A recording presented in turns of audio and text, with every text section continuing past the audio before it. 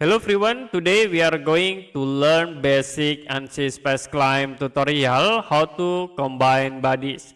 So for the first bodies, I will create a rectangle with the circle and diameter you can set into 3. Use pull tools to convert into 3D. The next for the second body, you can click sketch mode and then create circle in this plane. I will set into 3 for diameter and use pull again to convert into 3D.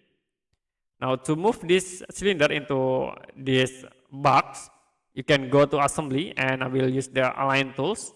You can click from the center point into here. And to combine between these two bodies, you can go to the sign, click combine.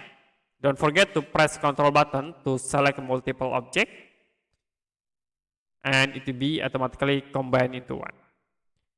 Okay, that's it for a basic Ansys Spaceclaim tutorial, how to combine bodies. If you have any question about tutorial, you can comment below this video.